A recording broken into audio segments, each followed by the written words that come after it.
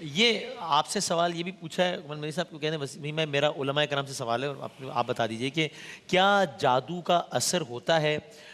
اگر ہو جائے تو کیسے پتہ چلتا ہے کہ یہ جو میرے ساتھ ہو رہا ہے جادو کی وجہ سے ہو رہا ہے؟ اور کیا اس کا اس قدر بھی اثر ہو جاتا ہے کہ کسی رشتے کو توڑوا دے یا اختلافات پیدا کر دے؟ بڑا پیش آنے والا مسئلہ ہے، لوگ مطلب ڈسکس ہونے والا مسئلہ ہے اگر میں یہ شہر بابل کا واقعہ قرآن کریم میں موجود ہے، ہاروت و ماروت کا، کہ جو آئے تھے فرشتے اور وہاں کے لوگوں کا طریقہ یہ تھا کہ وہ جدائی ڈلواتے تھے میاں اور بیوی کے درمیان اسی جادو کے ذریعے سے. اس کا تو ذکر واضح طور پر قرآن میں ہے. اور وہ جب جادو سکھاتے تھے لوگوں کو تو یہ کہتے تھے کہ یہ فتنہ یعنی تمہارا امتحان ہے، ہم فقط جادو توڑنے کے لیے تمہیں وہ جادو سکھا رہے ہیں. تم یہ کام نہ کرنا کہ تم اس جادو کو سیکھ کر، کیونکہ جادو کے توڑ کے لیے بھی آپ کو کوئی عمل کرنا پڑتا ہے، تو اس کے ذریعے سے پھر تم میاں بیوی کے درمیان جدائی ڈلواؤ. لیکن بہرحال وہ اس امتحان میں کامیاب نہیں ہو سکے. تو اس سے سمجھ میں آتا ہے کہ جادو تو ہے، اس کی حقیقت ہے.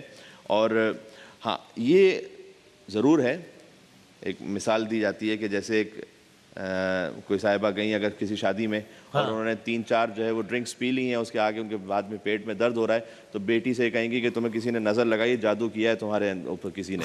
تو اس کا مطلب یہ ہے کہ تم نے جو 4 پلیٹیں ایکسٹرا کھائی ہوئی ہیں اس کو نہیں دیکھیں گی وہ کہ اس کی وجہ سے درد ہو رہا ہے، بلکہ کہ جادو کیا ہے کسی نے.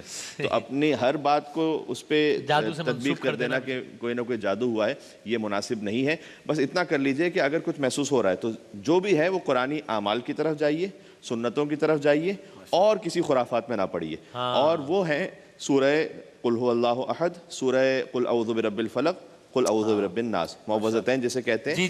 قل اعوذ برب الفلق من شر ما خلق ومن شر غاسق اذا وقب ومن شر النفاثات في العقد ومن شر حاسد اذا حسد. صحیح ہے. تو اس کی تلاوت فرمائیے، اس کو دم کر کے پانی پی لیجئے. قل اعوذ برب الناس ملک الناس الہ الناس من شر الوسواس الخناس الذی یوسوس فی صدور الناس من الجنۃ والناس.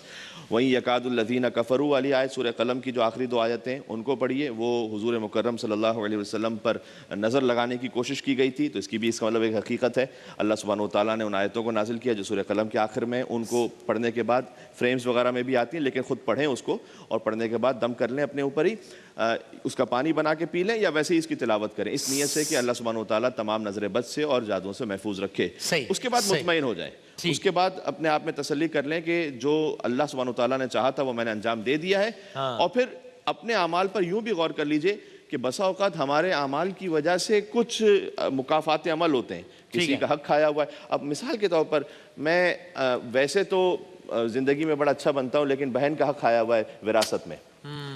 مثال کے طور پر کسی اور پارٹنر کا حق کھایا ہوا ہے، قرضہ اس کو لے کر اور اس کے بعد ہڑپ کر گیا ہوں. تو یہ وہ چیزیں ہوتی ہیں کہ جن کے آثار کبھی کبھار انسان کی زندگی پر آتے ہیں، اور یہ اچھا ہے کہ آ جائیں اور انسان اگر متنبہ ہو جائے، ورنہ اگر آخرت کا جو عذاب ہے وہ تو اور زیادہ شدید ہے. تو یہاں اللہ سبحانہ وتعالیٰ کبھی کبھار تنبیہ کر دیتا ہے، انسان کو ہلا دیتا ہے. ان اعمال کو، حقوق العباد کو ٹھیک کر لیں اور یہ قرآنی اعمال انجام دے دیں. اس کے بعد مطمئن ہو جائیں کہ اگر جو جادو تھا تو انشاءاللہ حل ہو گیا، باقی ہے کہ پھر اللہ سبحانہ وتعالیٰ کا امتحان ہے.